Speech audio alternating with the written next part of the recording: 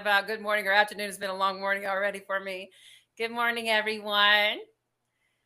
We'll wait a few minutes, let everybody get on. A couple minutes. Oh my goodness, my TikTok was the biggest I've ever had this morning, over 14,000. Yesterday I reached 1.3 at 11 a.m. on that show. This morning reached 14 point something thousand people, and it made me cry almost, or a little bit maybe. I was so happy. I was like, okay, this is like get it. Okay, so people are starting to talk about it and click on it, and it's pretty interesting. So hopefully I have a good connection. Hang in there with me. I don't know. Kevin's going a little bit grainy, but he told me I was grainy a while ago. Hopefully that doesn't stay like that. We're just going to keep moving forward. All right. Getting on, everybody. Hi, everyone. My name is Amy Bacon, and I launched Spiritually, Physically, Financially Fit with Bacon. And I'm also a realtor in Alaska and Texas now. And also a speaker, coach, blah, blah, blah. Lots of little other things that I have in my pocket. And today my guest is, and I'm hoping he comes in clearer than what I'm seeing him on right now. My dear friend for 17 years, Kevin Cross. He has been teaching investment classes for, I believe, over 16 years. He has multiple properties, I think over 120 units, rental units. He has like multiple commercial properties. He's also an amazing, funny guy, makes me laugh. He's also a longtime friend. Let me think of what else that he is. Likes to ride his electric bike. Him and his wife like to do a lot of electric bike riding. So many other things. He's just a great guy all the way around. So full of knowledge. And I'm going to let him talk from here and tell a little bit more about himself. Excellent. Appreciate it, Amy. Great to see you this morning. Looking spectacular as always. I'm Kevin Cross. I'm the president and broker of the commercial division of Real Estate Brokers of Alaska. I'm born and raised in Alaska. I tried going other places for short periods of time and immediately found out that was not for me. And, I do all the Alaska stuff, ride snow machines, ride dirt bikes, side-by-sides. I recreational gold mine, got gold claims, so my weekends are spent shoveling dirt, which is much harder than selling real estate. I own Quantum Commercial Laundry, so we own laundromats and commercial laundry services for hospitals.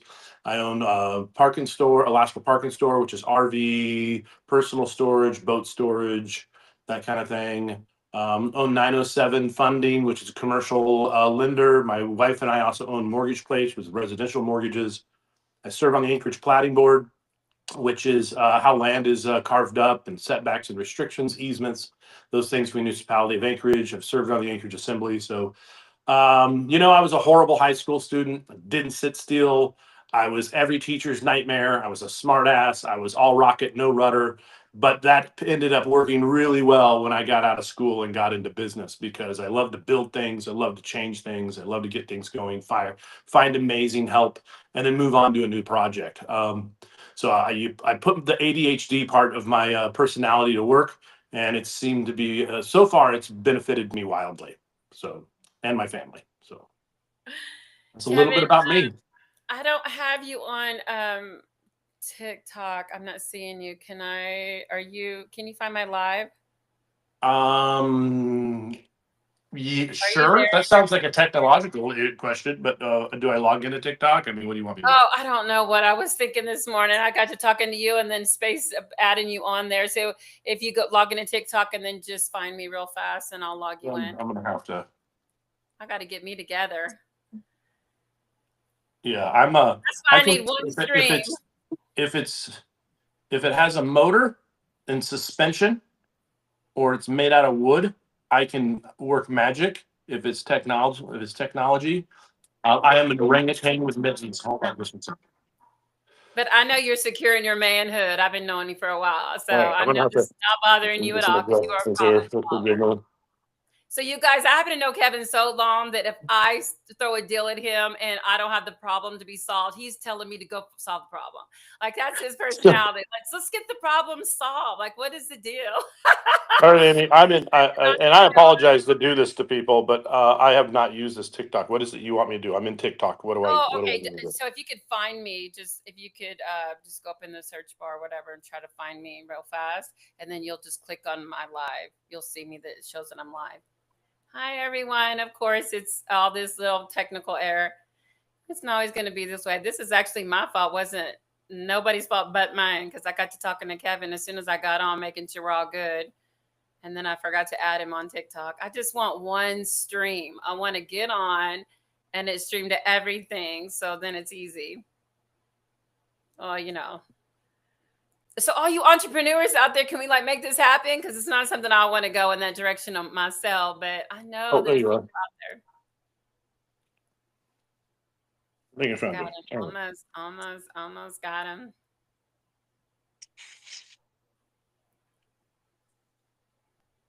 Okay. Yeah. It's just okay. I found you. And then it should click to say, okay. Watch live. Yeah. But your computer, you have to stay on your computer for the podcast, though. I'm coaching you through these things. Look, I'm having to learn all this stuff myself. Okay, there you go. Okay, invite. Got you. You're on TikTok. I just invited you. And then you should be able to click your little camera. And then as you click your, well, you guys might as well get notes out because I'm learning this. I might as well be teaching you guys how to do this stuff. Click on live little friends, then Kevin. Okay, then if you turn on your camera, I can see you. If not, you can just talk. It's either or, it doesn't matter. Okay, there you go. Okay, I'm trying to figure out how to work this. So click on the little camera icon. That seemed to be working. I have your face down here. Yep. I mean, you're on there. I don't see your whole. There you go. There you go. There you go. Okay. And now I think I can make you where everybody can see you. Adjust my camera so you can. Okay. Did I do it? Man, we're learning all this stuff. You know, it's either I got to hurry up and get better at this or I've got to hire somebody to be here for every one of my podcasts. Okay, I have you on there. I'm not seeing your face though. Hold on. Good morning, everybody. I know you guys are ready to learn from Kevin. He has so much to offer us, and it's going to be exciting.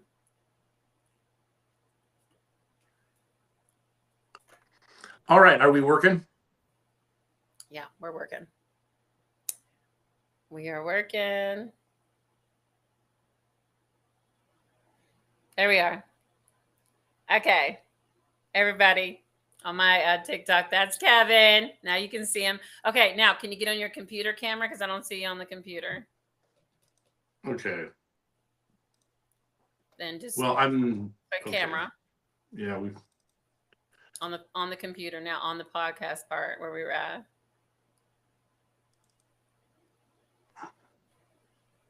So do I have to log into TikTok on that as well? No, podcast is different. Okay. So the TikTok is separate. You're on the phone on TikTok, right? That's correct. And you said on my computer I need to log into something else, but I didn't get a link for anything. What do I need to log into? No, that's just the podcast that we're on right now. The one I've been talking on. Okay. Are you on that one? The one you're talking, I can hear you on right now. It's on your computer. I just for some reason lost you on the camera part.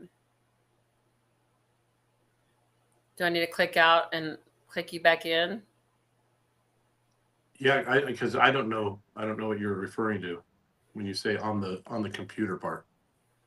So where we went in the beginning, like when you clicked on that link that I sent you before TikTok, that link. We're on that right now on the computer. Let me try. Let me see. It says it should be like a camera. Riverside FM studio. Yeah. I did that from my phone. So let me just. Oh, okay. Let me try it again. It looks like I got a lot. I gotta download it. On the computer, you have to? Yeah, give me just a second. You know, the funny thing is that I just test everybody's patience. I got to see, I guess I got to put them through the fire in the beginning to see how much patience they got.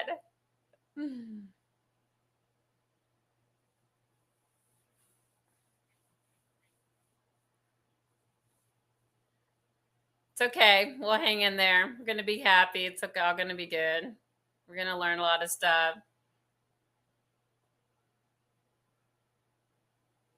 I've been doing TikTok for so long that everybody's used to me being on there. And Facebook Live is just different, and the YouTube. And so I'm adding that. I just don't have a system that let me do it all at the same time. And TikTok is not allowing that yet, but we're going to get there. But you guys are going to enjoy Kevin. He has a lot to offer, and it's going to be amazing. And besides that, it's going to give us a little bit more time for you guys to get on. This morning was amazing. Here we go. Do we got him? What? There we go. Okay. Got you on the computer and I lost you on the... I got you on the computer. Now I lost you on TikTok. Yeah, well, it's because my phone is synced up to my computer. I don't think it allows it to do both. So let me unsync the two. So much technology out there. Maybe that's what the next thing we're going to do is just have a class on that, because obviously it's some kind of issue this morning trying to get everything connected. And I know that if you do, if you're a creator, you do podcasts or whatever, you all are probably dealing with the same thing, or maybe not. Maybe you guys have figured it out. So I am determined to do my TikTok and my podcast at the same time. And I know, and I'm thankful that I have great friends who just endure this little bit of technical error, and you guys, but eventually we'll have it all figured out. Right, Kevin? I hope so. Okay, so I don't know if I have it set up right. You have to tell me what you see on your side. I invited, oh, there you go. I invited you again on TikTok to see if it goes through. If it doesn't, they can still hear you on the TikTok, the worst case scenario. Okay, you're on TikTok. Yep. Okay, we'll just keep moving. We're winning, right? I love it. Okay, so Kevin, tell me about this. So, like, why so big? What? I mean, let's go back. Wait. First, you gotta tell me something about this '80s band first. I gotta know about this. Tell me what happened. What was this band? Did you tell me you were in a band, or I was the lead singer in a metal band in the 80s and 90s. I started in high school and then went down to Gunnison, Boulder, Fort Collins. Yeah, changed our name a couple times, but it was Pantera, Slayer, Metallica, Iron Maiden, Judas Priest. We'd slow it down. We'd do some U2. What else did we do? Who else did we sing? Actually, used to have a really incredible voice. I could do a couple Freddie Mercury songs from Queen. There was and then it was funny because I got tired. It was a real short stint after high school. I got tired of being broke and hungover. So I cut my hair and came back to Anchorage and got a job as a pipe fitter, not a plumber, but fire protection systems, oil and gas, things like that. So. Okay, let's talk about this because I don't think I ever knew you had hair. So I had long cascading flowing locks that would make Fabio blush. What? Yeah. Oh my goodness, I cannot imagine Kevin Cross with some hair, but okay. Wait a minute, I did. I think we had a Halloween party one time. Well, imagine me with hair, about 40 pounds lighter, on the back of a white Mustang or something like that, because that's really what it was. It was that. And you were cool. Were you cool back in those days? Super cool. I tried to be. I thought I was pretty cool. Yeah. My mom gave me raging accolades, but that's all you needed, right? Just that one person believing in you. Actually, she frequently gave me stern looks of disapproval, if I remember correctly, and that exasperated sigh and head shake. There was lots of that. And she couldn't even see your future yet. Yeah. Well, so what is life but learning from your mistakes and trying not to repeat them? So, So, what made you go, I want to go do this, or I want to go learn this, or, you know, it's funny. So I was a pipe fitter. I've always been really mechanically inclined with my hands, good with my hands, good at fixing things. When I grew up, we didn't have daycare, things like that. We grew up way up on the hillside in Anchorage. So even at a young age, I was doing mechanics. My dad owned several gas stations, so I learned how to rebuild pickup trucks and work on vehicles at a very young age. I could drive by the time I was 10 or 11, drive my dad's pickup truck, just barely see over, but he taught me everything, how to service vehicles. At age 13, I bought my first pickup truck before I could drive, and he told me how to do the body work and how to rebuild the engine and do everything. And then got me into flipping trucks. And so I'd buy distressed old Chevy, square box Chevys, fix them up and sell them. And I made money through high school and always had a nice truck and would sell vehicles on the side. I was kind of and so, just always could, just as long as I could, it had required hand tools, I excelled. Worked in construction when I wasn't working at my dad's shops. I was working for Crown Point Construction, a local home builder during the summers, and I learned framing and I learned all aspects of construction. So I've always just been really good with my hands and fixing things. One day when I had got a job as a pipe fitter, and I was working, I think I was working on Alaska USA down in Homer.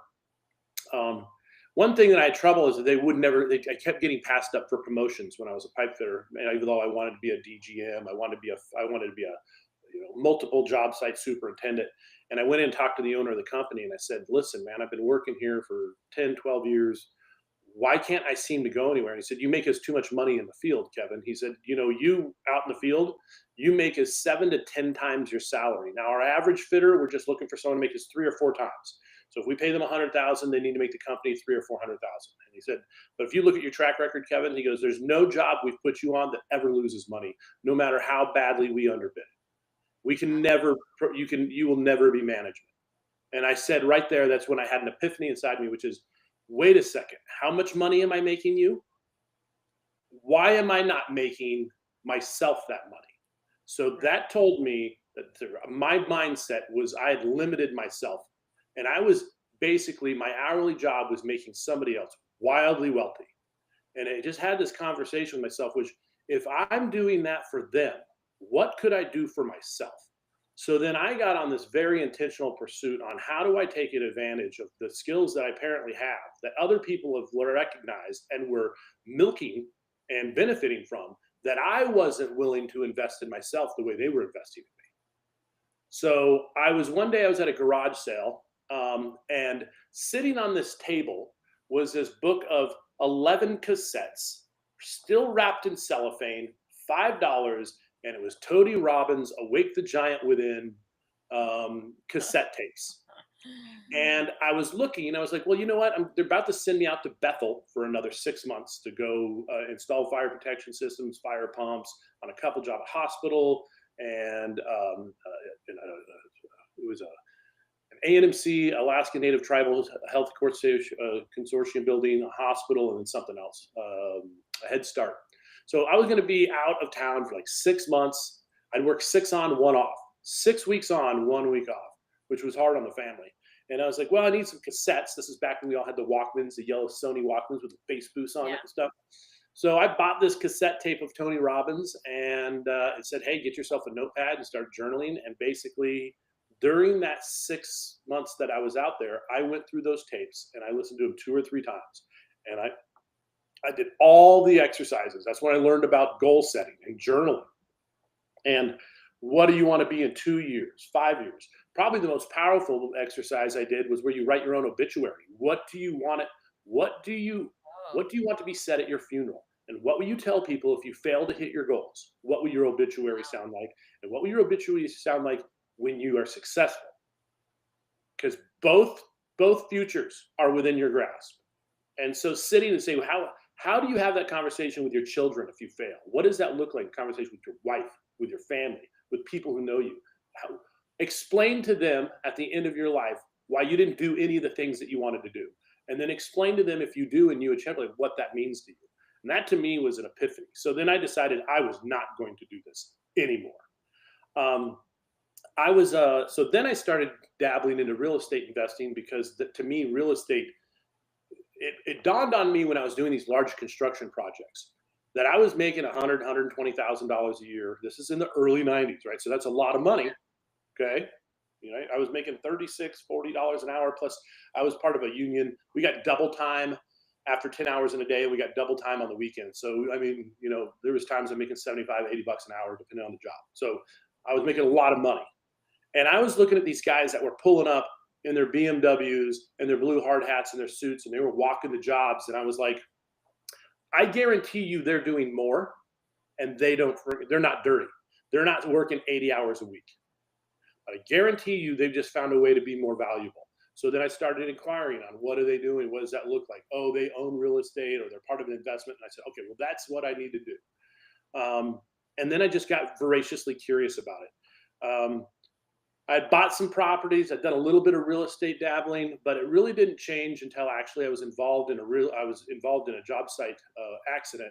We had just got done hanging a big section of 8-inch Schedule 40 pipe. So that's really huge pipe. Concrete anchors that we sank in the concrete, and it was a bad concrete pour. They put too much lime in it, or they put, not enough water. It was a little grainy, and so our concrete anchors didn't hold. And I happened to be just below it when this pipe started falling out of when a pipe that we had just hung started ripping out of the concrete.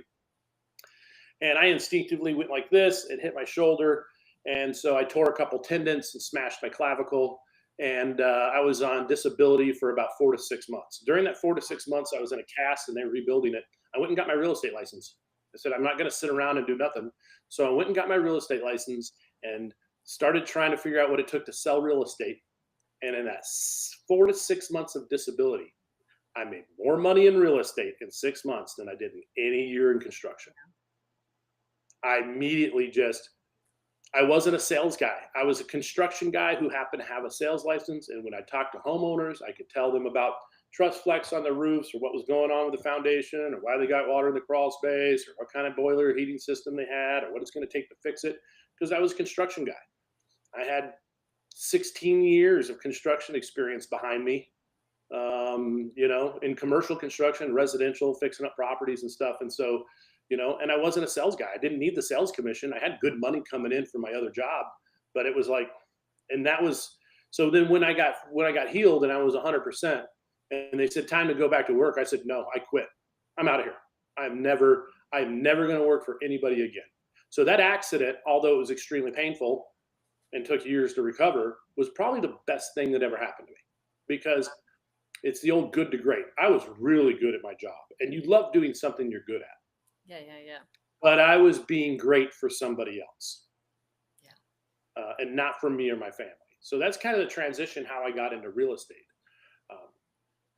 And then I started Rex. The first thing I did is what I discovered is when I got my real estate license, my family, my dad and my sister both sold properties and didn't use me as the realtor, because they're like, oh, it's Kevin's construction guy. Like, if I need someone to fix my truck, rebuild my boiler, put a roof on the house, replace a window, or whatever it is, we'll call Kevin, because Kevin can fix anything. But, my dad FISBO'd a property, my sister used a friend, and then I discovered that, the problem is that people from your past, they may associate you, or they have an image of you as something that it is, but it's up to you to create what that is. Right. I can't blame them for not thinking of me as the real estate guy. Naturally, they're just like, well, they could, as far as they know, I'm going through a midlife crisis. Okay. So what I did is I said, listen, I know enough about flipping properties and being a landlord at a small level. I went out and created a group called the Real Estate Exchange, which is just an exchange of ideas. This is before Facebook, before all that. MySpace might have been out there, if I remember. I don't remember really. And I just invited anybody and everybody who wanted to learn about real estate investing. And once a month, I would teach classes for an hour and a half on anything real estate investment related. Hard money loans, how to read title reports, how to do subject to contracts, seller financing, insurance, setting up an LLC. And then I would bring in experts. I'd bring in IRS auditors, commercial lenders, appraisers, muni tax assessors, people from the building department to talk about pulling permits and how to close out existing permits on property. So, and I did that for 16 years. And in the course of teaching that education, Yeah. you amass a lot of knowledge. Right. And you build a lot of connections. You build a huge network of support around you. So basically, my whole business model is not selling real estate. And if I can this is probably the biggest aha for anybody that's any business that you have. I don't care what it is. Listen very carefully. Your job is not real estate. Your job is not lending. Your job is, no, that is the service you provide. Your job is the same job now as it is the day you were born. You are to go out and be a voracious problem solver, no matter what it is. You help people where they're at, attain their goals where they want to be, and it has nothing to do with the service you provide. If they happen to need those services, then great, then you provide them. But when people come to you, they're not looking to you to sell a house. As a realtor, they're not. When someone says, "Hey, Kevin, I want you to sell my property," I don't think, "Oh, this is a listing." I think they think that selling a property is going to solve a problem for them. That problem, maybe they need money, or that problem, maybe their family needs a bigger place to live. My job is not to sell a house. My job is to find out what problem they're trying to solve that they think selling the house will solve it. And then go deep with your clients and let them know all their options. And that's so critical, and it's something that's so missed, because if you're just thinking transactionally, you are horribly disserving humanity in your clients, and you are extinct in this business, and you don't even realize it. You're probably closer to going away, because nobody will out Zillow. Nobody will out bling whatever. There's always a website. There's always something that's prettier and fancier than you. But nobody can out compassion you on a friendship level. You don't need a database of like I went to Keller Williams, and Keller Williams taught me to build a team. I built one of the largest teams in the state of Alaska. For 5 years, we were in the top 4 to 5 teams in the state. My record year, we sold $102 million in real estate. And I wasn't happy. It was just, I was like, no, this is not why I got into the business. What I discovered is I make more money and I'm happier instead of having a database of 20,000 people, having a database of 40 people that I care about and love, and they love and care about me. And I know they're going to refer me friends. And I know that I can just call them and pick them up the phone and be like, "Hey, what are you doing? What's going on this weekend? How are your kids, man? How's Luke doing? He got that new RC car. How's that?" Like, you don't need that. When you go deep with a small group of people, Zillow, nobody can take that away from you. Nobody's going to rob that business from you. And you know those people love you. They respect your information. They're going to treat you well. They're not going to give you a commissionectomy, right? Because they know that you work hard, and it's just the best business. Right. So that's kind of like if you transition through, if I were to put it into my little 10-minute spiel of what it looks like. Yeah. You know, along the way, great opportunities befell me, but they befell me because I went deep with my clients. And when people that you meet know that you care about them, and they know that you truly love them, and that you will stop what you're doing to go help them if they're stuck on the side of the road or whatever it is, then when they find huge opportunities in their life to own a laundromat, own a parking business, own whatever it is, the first person they're going to call is the person that they want to be in business with. Yeah. Somebody who's kind, compassionate, business-oriented, and compares it and isn't transactionally based. Yeah. So just be a voracious problem solver and care a lot about people, wear your heart on your sleeve and be honest with them, and huge opportunities will show up to you, because huge opportunities are looking for people who appreciate them. Exactly. You know, I tell people all the time when they ask me how I get my business, I go, I love people. And they don't never believe it. And I go, really, it's that. It's just loving people and caring about people. You know, because like you said, you know, and I've seen it, and I know you have too, where we see realtors, they'll come in, or people come in and they're just transaction. And then they're just known for that.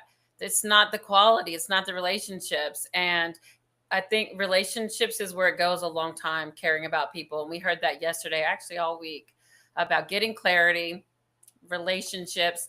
And then, so Kevin, if I came to you and I'm like, you know what, I want to start building my portfolio, and I'm not real sure where I want to go. Do I want to do commercial? Do I want to do rentals? if I came to you and I said, okay, I'm new at this and I got a little bit of money, but I don't even know where to get the other money. Well, I just need to get started. What would you tell me to do to get started? Let's do this, Amy. Okay. Why is that important? Tell me, Amy, what you're looking to create. What is it in life that you're looking to create that you think investing in real estate is going to give? What am I looking to create? What am I looking to create in what? In your life. Like, what is it about real estate investing that appeals to you, right? And what problem in your life am I trying to solve that you think this is the best route? So I want freedom. Okay. Do you know that real estate investing has some handcuffs? Are you aware of that? Has anybody ever told you that being a landlord is not always the easiest thing? Yeah, that's what they say, but I see a lot of people doing it and I think I can do it. Okay. Well, do understand that there is a gestation period for real estate investing. And when you first get into it, generally you're not making enough money from multiple doors and multiple to hire a really good property manager. So you're going to have to be a property manager for a short period to get up to that. Okay. So I know that you think that you can immediately go in, but generally speaking, the traditional way of getting into real estate using an FHA or VA loan or owner occupying a property comes with some work. Okay. So, Okay. but but you can build wealth really well. The other option is to find other people that you're willing to pool up with and do syndications, 506Bs, things like that, where you're a fractional owner in a much larger real estate asset. But that also comes with some risk. Okay, because that means that you have less control. You may not be a decision maker. You may only be a limited partner, in which case you're giving other people your money to invest in real estate so you get cash flow and equity. But that's a very hands-off approach. So what's more important to you? A lower return that's safe, but no work, or a little bit of work and maybe slightly higher returns. So But maybe a again, little bit of you're work going to and have higher to sacrifice returns. some time. What's that? Maybe a little bit of work and higher returns. Okay, well then your best bet is going to be an owner occupied, and then I would go into house hacking and I would explain what that looks like in different ways. I'd ask them if they own any current real estate and what that looks like and what do they understand. And when I'm talking to my investors who are going that route of owner occupied properties or what we traditionally call house hacking, which is probably about 80%, okay? Yeah. Then those conversations are around understanding there is one thing that drives 90% of your success in real estate investing. What do you think 90% of your success in real estate investing comes from? What do I think my 90% of success comes 90% of success comes from one. There's that 80-20 they used to say, KW, but really it's a 90-10 in real estate. 90% of your success comes from one thing. I would say a couple of things, but I would say problem solving or in relationships. I mean, unless you're thinking something else, because that's the direction in my mind. I am. Well, it's kind of relationships. It's tenant quality. Tenant quality. Okay. Tenant quality. I have owned them all. I've owned properties that were so bad that the cockroaches complained about the living conditions, right? I bought them through seller finance because nobody would go near them. Broken sewer lines leaking, several inches of raw sewage in the crawl spaces. Well, how do we find these people? Because I wouldn't want a bunch of people moving in my place and turn it up. I'll tell you what almost all of them have in common. Property managers. Really bad property managers. They bought a property that they should have probably learned how to recognize good tenants and recognize what a good investment looks like. But they went out and said, I'm going to buy something. They got sold by a real estate professional who doesn't own rental properties and doesn't do it at a high level, somebody who just is a recreational investor, but mostly just a salesperson, sold them a bill of goods property, and then just stuck a property manager on it and then sat home twiddling their thumbs waiting for the cash flow, and then come to find out 3 or 4 years later that the building was not the kind of building that you would want to own. It didn't have the kind of tenants that you want to manage. It didn't have a property manager that you could trust. And 2 or 3 years later, the property managers call them going, oh, you have 50% vacancies. Everybody moved out. You got bed bugs, cockroaches, and I need $60,000 to remodel 2 units before we can rent them. And you're like, what the hell happened? Because you took your hands off the wheel. So That's what happens. property managers, because people think that listen, you have to, when you own a bunch of properties, like I am my property manager's worst nightmare. I check on my properties. I hold them accountable. Hey, why is there a broken down car out here and how long has it been here? You guys have 30 days to get rid of that broken down car. Yeah. Okay. Why? Because the tenants I want moving into my property are not okay with broken down cars in the parking lot. They're not okay with dirty common areas. They're not okay with trash around the property.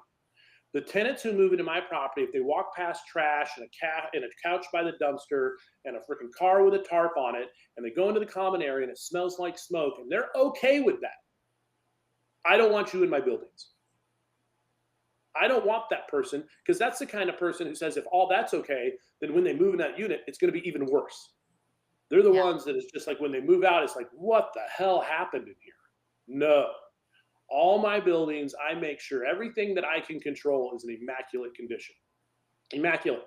I do routine inspections. Every couple of years, I send a home inspector in just to do a safety inspect to make sure that I didn't miss anything. Not a full-blown inspection. I just call it a sight unseen. So they charge me like $200 just to walk through. And then here, Kev, not a report. This is what you should probably address. Yeah. Great. So when I'm on top of it, by the way, what kind of tenants do you think I'm going to attract? Phenomenal tenants. Yeah. I'm always getting top rents. My vacancies are under 2%. And then I know that if I ever want to go refinance a property, extract equity, I want to cross collateralize, or worst case scenario, I want to hurry up and dump a property and 1031 exchange it into another opportunity, that building is ready to perform. I know that I'm not going to have to go, well, hold on, I can't list it for 6 months because I know there's wood rot on here and I know there's this issue. It's like, what are you doing with your cash flow? You should be taking your cash flow. You're claiming depreciation, then put money into your stinking property. So many landlords are just negligent landlords, to be honest with you, or they're just not, they don't think as an investor. And an investor invests in his properties. You don't neglect them. Yeah. That property is your future retirement. Like, you know, you probably, a lot of people probably spend more time maintaining their truck that's a $60,000 or $80,000 liability than they do investing in $1 million asset. Yeah. Right. That'll make or break you real quick. Yeah. Right? I have seen that where they just never do any work to it. And I don't know if they're, I mean, do you find that it's most of the time it's just the fear of, oh my God, I'm going to do this, but then they're just going to mess it up? Well, again, property managers who, there's a handful of property managers in Anchorage. There's 3 in particular that pretty much, if I saw that sign in front of that property, and I can tell by the broken down vehicles and stuff, I just call the seller directly. I just look at I do a muni tax search. I find out who it is. I find it's in a corporation. I go into the Alaska corporation search. I look to see who the organizer is. I get hold of whoever's in charge of that LLC. I will search it down and find it somehow. And I just call them. I say, hey, I see you own this property. How's that performing for you? I happen to be a real estate investor. Full disclosure, I am a licensee, but I'm an investor. Have you ever considered selling it? And oftentimes, if it's got a bad property manager, they're like, God, dude, I don't think I could sell it. Do you have any idea how many problems I have? I can only imagine. That's the only reason it's not on the market, is because it hasn't been performing. And when the property is costing you $2,000 a month to own, you're not thinking that anybody's going to buy it. So you don't list it. So I approach them and I say, okay, well, you're losing $2,000 to $3,000 a month because you got multiple vacancies and a bunch of crackheads in it. If you were to sell this property, do you want money or do you want out? Because if you want money, I mean, top dollar, you realize you're going to have to fix all these things.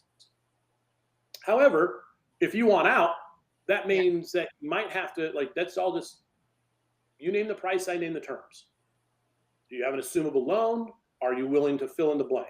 And I do subject twos. Subject twos is where it's kind of like a lease option. I triple net lease the whole property where I take over everything, mortgage, utilities, everything.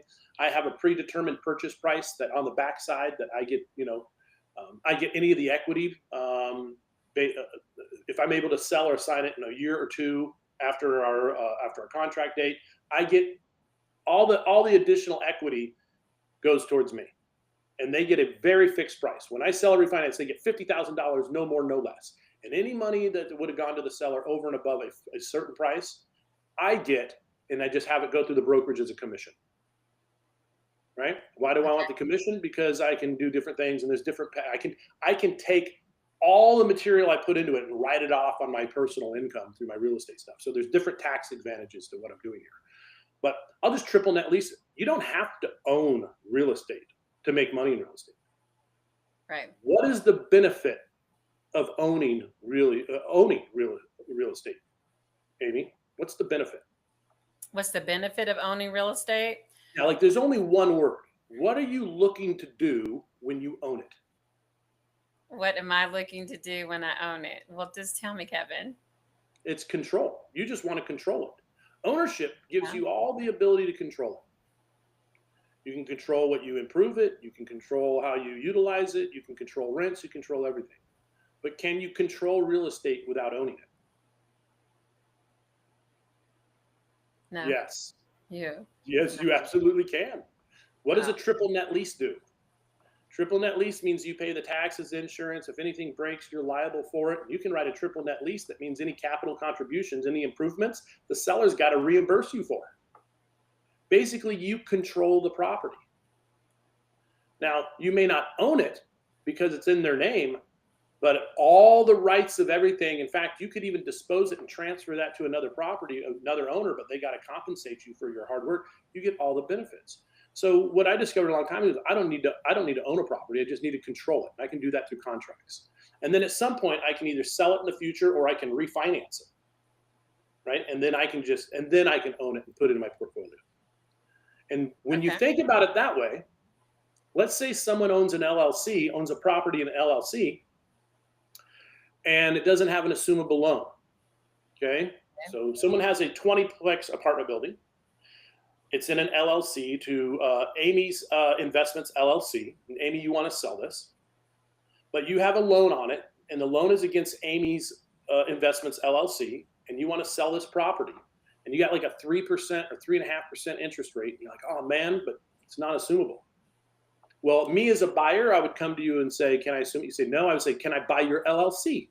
What if I were to buy your LLC and I went on the articles of organization as the manager and owner of the LLC? And then the equitable difference between your mortgage and whatever the purchase price is, I do a seller finance or I do a note back to you, right? I just own the property, and basically now, because I operate the LLC, and now that I own your LLC and I operate it, I basically own it. I don't have to go assume a loan. I just need to figure out a way to control it. So there's different ways when you understand you don't have to own real estate. Okay. But you can expand your portfolio. We just want to control it. So, and that gets into more advanced strategies. But for you as an individual, Amy, if you were just starting out, the first thing is you got to say, what do you want your life to look like? Yeah. What are you trying to create? Because you can buy one property, and that one property can shatter everything. Bad tenants would be 90% of what makes it a horrible investment. And that for sure. I mean, yes. Yes. So, yeah. So how do you screen the tenants? I would say that somebody's probably asking that or thinking that right now. With you saying all this stuff, it's scary, for a new person who's getting rentals. How do you screen people? How do you know you're going to get the right person? I mean, what is your... You got to check references. It's just like hiring people. One of the advantages I've had is I've had lots of businesses. So I've interviewed lots of individuals as employees and stuff, but that's definitely a skill. And if it's not something you're good at, then you need to find somebody who's really good at screening tenants for you. Okay. Is there certain red flags that you're looking for, that you're listening for? I mean, is there something that you're just it's the traditional ones. What is what is their work history? Are they jumping jobs a lot? Why are they jumping jobs a lot? Is it because are they moving up, or are they moving laterally all over the place and they're like a freaking spider monkey with jobs because they keep getting driven off somewhere? Okay. Is their car a wreck? How do they take care of the possessions that they have? Are they clean? Are they orderly? Right? Yeah. Look at their past history. Do they have a history of, if somebody has bad credit, but the credit has to do with medical bills, I don't discount that, because anybody can have a slip or fall or get rear-ended and end up with medical problems and have issues, right? So medical debt, I don't ever hold against a tenant. I hold outrageous credit card debt, inability to run your finances, Yeah. you know, different things like that, criminal stuff, theft, things like that. Just shows character. So there's a difference between financial hardship associated with things you can't control and financial hardship associated with things you can control. I also look at, you know, when I'm looking at the way they dress and I'm looking at that and I'm looking at the way they take care of themselves, those are things they can control. If they don't care how they look, if they don't care what their car looks like, if they don't care what they're putting forth in the world, that means they're not going to care. They're going to care even less about my property. Right. That is so So true. I'm just like, it's character.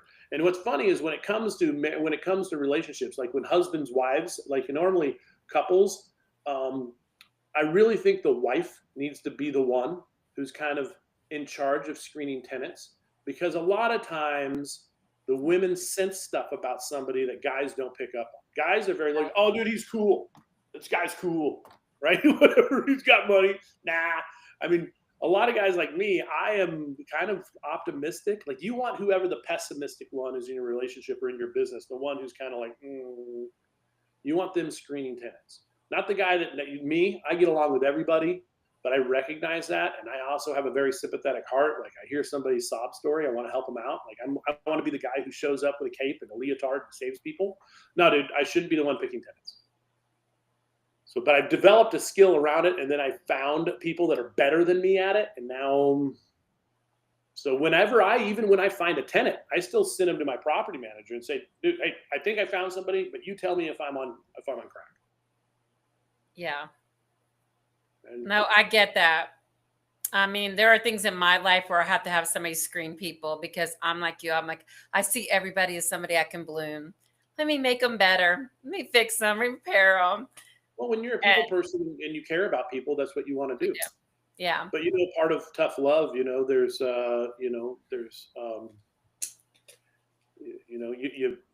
you got to be able to have that tough. It's like raising children, right? You got to be able to have those tough conversations. If you really love somebody, then you don't enable them.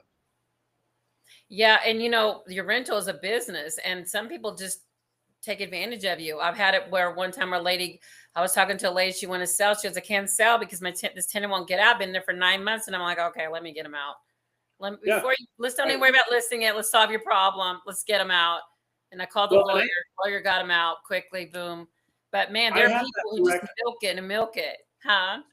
So I have, and I'm able to do this. I have those fierce conversations, to use the book term, with those tenants. I will knock on their door and I will say, hey, listen, Steve, you and I both know this is you are now 2 months behind. Okay. Yeah. And here's the deal.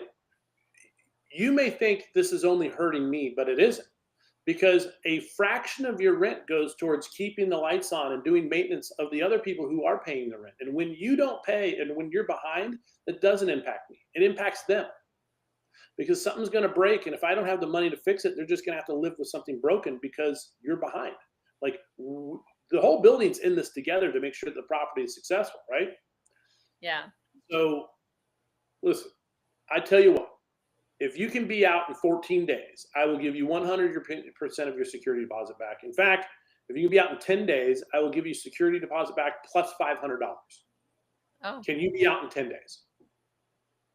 We both know that you're going to move one way or another, because I'm not extending your lease any further. This has not been a win-win relationship. If you can you be out and can you find somewhere to go in 10 days, and I will give you back your security deposit, and upon move out, not only security deposit, but another $500. Just leave. Now, why would I do that? Because if I got to evict him, I got to do a Fed, and I got to show up in court, and I got to do whatever. It's going to cost way more than $500. Way more. Yeah. So just go. And they probably don't have any money, and they probably need the money to move too. So $100 might be all the difference in the world.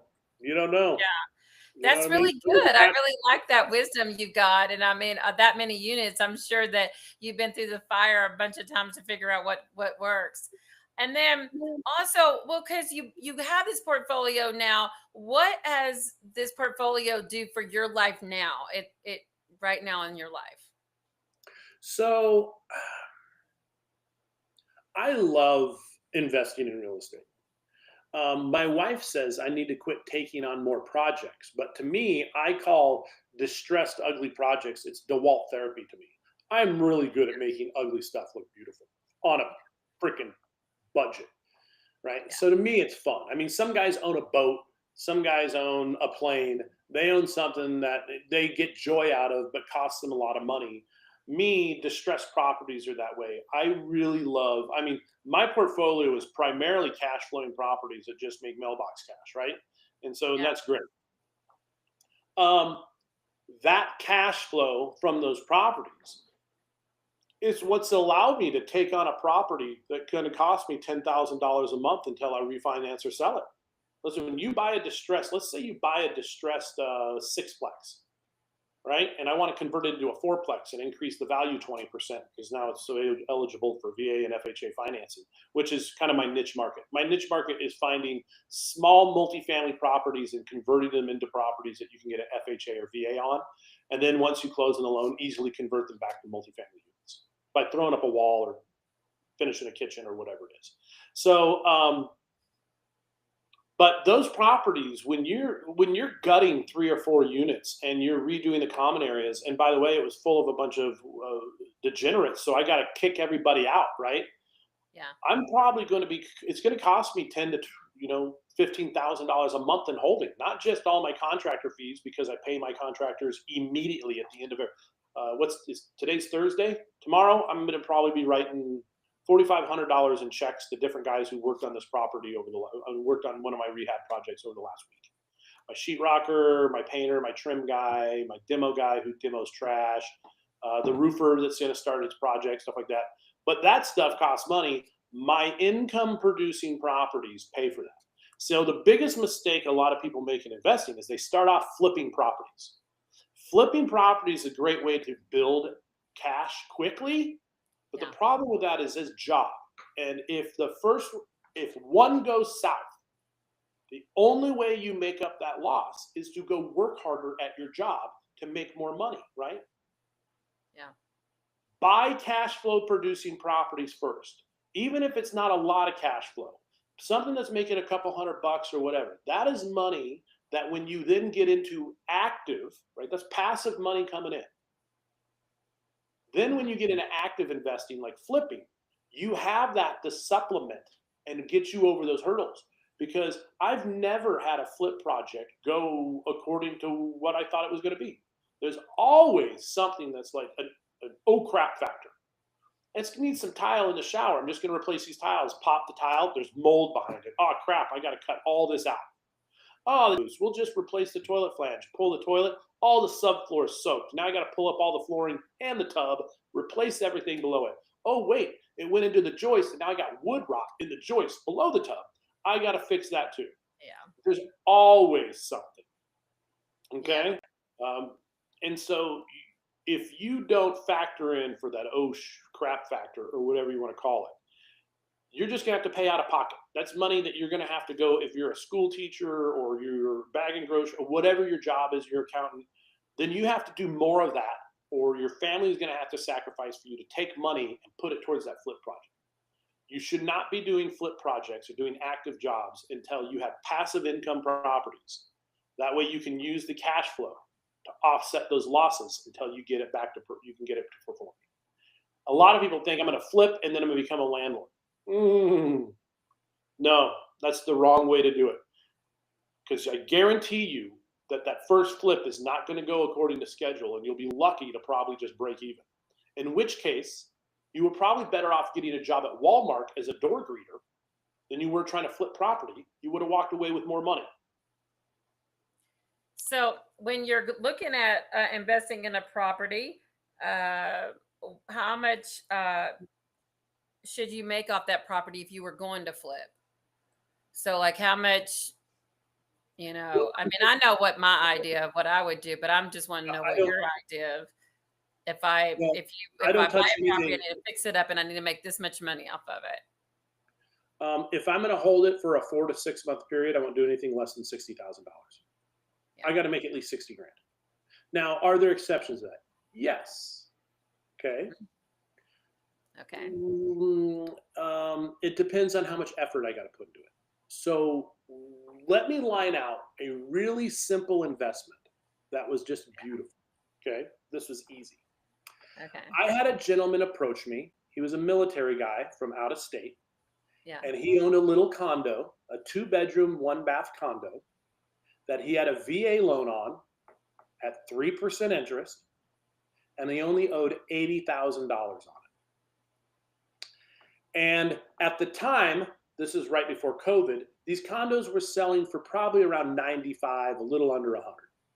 So he had about 15,000 in equity, but he was going to have to pay commissions and everything's done. Basically, his net, if he had sold it, he would have made around $3,000. I said, great. So I tell you what I'll do to you, sir. I'm going to give you a $3,000 non-refundable deposit, and I'm going to take over the property and triple net lease it. I'm going to lease it from you. And I'm going to make your mortgage payments. And every mortgage payment, it's going to stay in your name. And every mortgage payment I make, I get the principal reduction in the mortgage. So if he owes 80,000 every month, 300 and it was a $687 a month payment.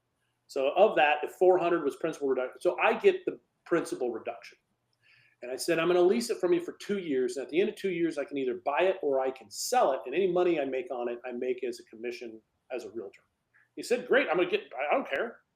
I said, not only that, and here's the benefit is that your VA loan will stay in place. However, you're going to get the credit because I'm going to pay it. And I will send you a text message with a receipt showing I paid your mortgage by the 5th of every month. And if I don't, I'll pay you an extra $100, just like a lease.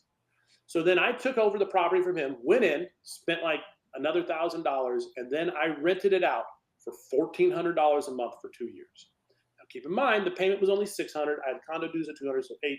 I made about, when the dust settled, if I remember correctly, it was around $600 a month I was making on this property for 2 years. Okay, so what's 600 times 24? Okay, so then after I made roughly $15,000 on that property over 2 years, I then put it on the market. But then when that tenant moved out, I went in, spent another like $2,000, painted the walls, updated everything, staged it, made it look beautiful. I turned around and sold it for $135,000 because it was COVID, kind of took that market, shot up. So I had the principal reduction on his mortgage that went down that I benefited from. I had the appreciation that I made on it, and I made the cash flow.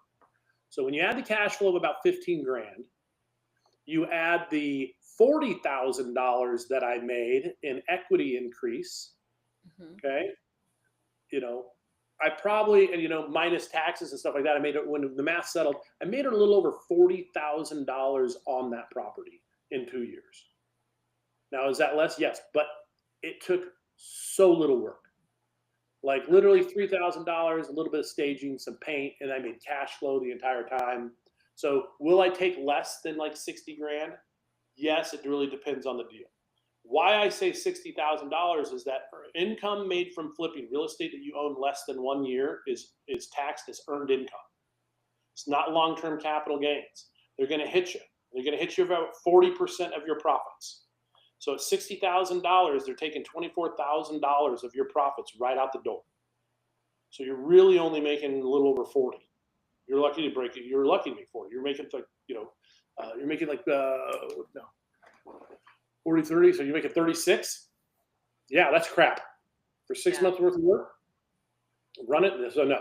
So I have different metrics. If I think the property is if I'm going to make 60 or a little less, then what I'll probably do is if there's what is the cash flow equation in it? Kind of rent it out, make some cash flow on it, and then I'll hold it a year and a day. If you hold it a year and a day, it becomes long-term gains. And under the 2017 Tax Jobs Act by Trump, you can write off all your depreciation in 1 year. So I can take all and I can do accelerated depreciation rather than spread over 7 or 15 years. I can dump it all into 1 year and write off and pay minimal taxes on it. But you got to hold it a year and a day. So there's different strategies depending on the investment. And that's if I'm going to buy it or am I going to hold it? If it's a hold strategy, it might be something different. I mean, I might not be so interested in how much I'm going to make because I want to make sure that at the end of my remodel, I have a 20% equity position in the property so that when all the work is done, I can quick claim it into my name real quick because on DSCR loans, debt service coverage ratio, investor loans, there is no seasoning of title.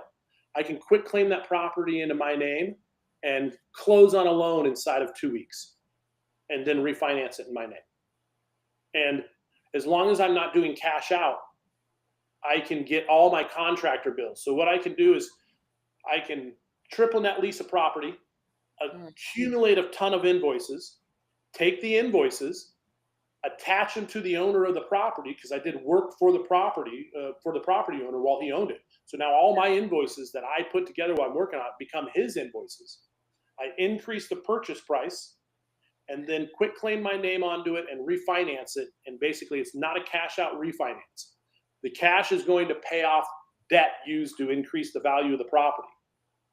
And that way you get better rates and better terms, no seasoning on those. And I can immediately go back and refinance that property and recapture all the money I put into it and own it.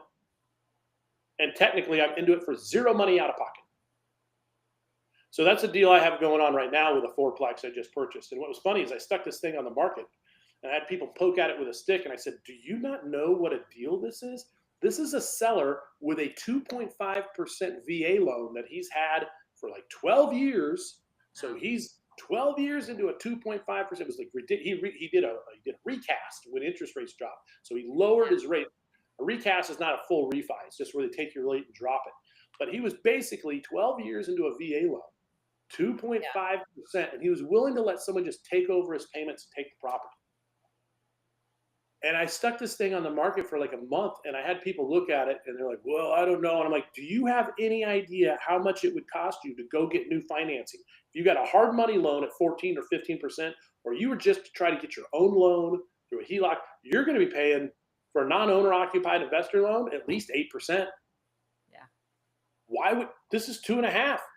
$1,000, a little over $1,000 a month was principal reduction. And it's it was a $2,800 a month payment. So you're actually only paying $1,800 a month in interest to own a giant fourplex. Like, so I stuck it on there for a month, and after a month it didn't sell. I had somebody bring an offer, and then they walked. They're like, it seems like too much work. So I went to the seller and I said, would you be offended if I purchased the property? I know I'm your realtor, but here's the deal. I'm going to take it over. I'm going to take over all your bills. We were hoping that you were going to net $20,000. So I tell you what. And then I told the seller, I just said, hey, listen, I'm not going to give you $20,000. I'm going to give you $5,000 now, and I'm going to give you $15,000 within 6 months. But you immediately go to not have to deal with any of your horrible tenants or anything. And they were like, great, Kev. I cut him a check for $5,000, created a triple net lease where basically I control the property. He threw me the keys. I'm going to remodel it, make it beautiful. I'm probably, when the remodel's done, I'm going to walk away with, which I have to gut every unit down to the sheetrock. Like, it was bad. Okay. But when I'm done, I think I'm going to walk away with about $200,000 in equity. So then I'm just going to do the same thing. I'm going to, right when the work is all done and I'm ready for an appraisal, I'm going to take all the invoices. I'm going to assign them to the seller. And then I'm going to, so that they're his debts to be paid, like a lien that he has against the property, or, they're liens from contractors to get paid. And then I'll refinance it. All those invoices get paid. All those invoices are my contractors or whatever, and so I basically get all the money back associated with fixing up the property. So I'll be into this thing when it's all said and done for zero money. $5,000 out of pocket up front, but I'll get that back on the backside. Yeah. In less than 6 months, I'm going to own another $800,000 property. That's going to cash flow, based on my numbers, maybe another $3,000 a month. I love it. It's awesome.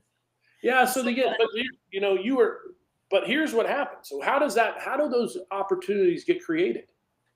You got to solve the seller's problem. What is the seller's problem? The seller's problem is he handed it over to a property manager. The property manager stuck a bunch of crackheads and drug dealers in it. The property is being consumed. Like, it's scary. When you went in there, there was always 4 or 6 guys sitting out front smoking and grilling.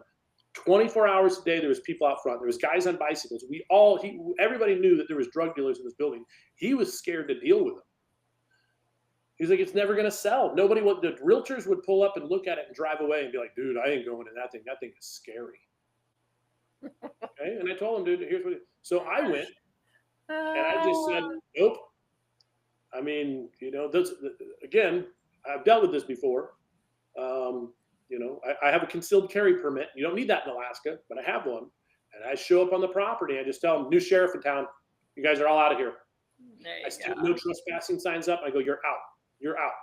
And then I start, every time I think there's a drug deal going out, I just stand there with my camera and I start taking pictures. I go, you're all on notice. I got you all. And by the way, I was chair of the Public Safety and Health Commission. I know Chief Sean Case of the Anchorage Police Department. I got his personal number. I will, there's nothing, you're getting away with nothing here. You're going. And you got to, like, some of those opportunities are not for the faint of heart. I had these crackheads that kept showing up, these guys that were not, I got some pictures, because I take their pictures. I go, you walk past a no trespassing sign, click. I go, what, you didn't read the sign? Well, I just thought I'd come in and see. I go, I don't want to be your friend. There's no reason for you to be here. I have no interest in being your friend. You're going to leave this property one of three ways. On your own, with a police escort, or in a body bag. One of those three ways you're leaving, get off the property. And when you, then suddenly, like now nobody comes around there, right? All the little miscreants that were in the neighborhood, they've cleaned out. And then next thing you know, like within a week or two, I have all the neighbors showing up going, thank you so much for turning this property around. Man, this thing was horrible. Since you took over, vehicle thefts have gone down, everything. It's like, because, crappy neighborhoods are created by crappy property owners, period. Crappy neighborhoods exist because of crappy property owners. Yeah, and if you don't have some backbone, they're going to run over you. I mean, it's good for people who are investors because they just go in there and they're like, I'm just going to purchase it because I can run these people out of there. I bought a property where that was the case, where the drug people had took it over. And I'm like, no, everybody's out. Well, yeah. I purchased a property that had 4 murders in it in 18 months. That's how bad it was. Trying to figure out which one that was. It was over on West 29th, which by Tommy Burger. Okay. I bought this property, but I mean, it had a known convicted murder drug dealer in it. The guy's name was, he's a public record. His name was Angel Martinez. And when I showed up and knocked on his door, he pulled a gun on me. And he's like, what do you want? And I was just like, oh, I'm here to let you know that business is over. I go, I know what you got going on here. I'm the new owner, and I just want to let you know I'm the worst thing for your business. So you're probably going to want to start finding a place to go immediately because I'm shutting it down. And he wasn't even shy about it. He's like, well, you can't freaking tell me what to do. And I go, just watch. Yeah. I go, I'm just here to let you know this is not a place that you're going to be conducting business. And then what I did, I just made it a habit.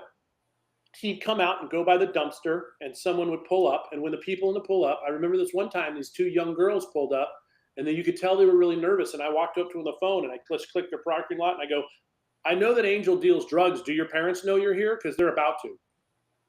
And they're like, and they panicked, and they raced off. He's like, dude, that's not cool. And I go, I told you. Like, shortly after that, dude, he was gone. Because he knew I was going to, like, it's one thing to harass him, but when I start harassing his customers that are pulling up to the property. But Amy, this is how bad this property was. This is how bad. Yeah. When I bought it, there was these first floor units that looked right out to the parking lot. And you open up the window and it's just straight out to the parking lot. And when I first started gutting units, I brought in a contractor and he was doing some kitchen. He was like, man, this property's scary. And I go, you want to know how scary it is? I go, you know why they have these windows facing the street? I go, so it's for a drive-through for drugs. And I open up the window and I go, crack. See, all you got to do is yell crack. And I was doing it as a joke. And then we went back, and not less than 5 minutes later, this guy shows up and knocks on the window. And I go, dude. And I go, he goes, are you looking for crack? I was like, dude, that was a joke. I wasn't serious. I said, no. I go, I said that as a joke. Are you serious? He's like, hey, man, it ended up, there was a guy that looked like, goes up and down this street. But once I picked up this property, what's his name? Martin Aikman, the owners of Alaska Sausage and Seafood that sit on Arctic and stuff there. They came and they called me and said, we had to get, oh, good, thank you.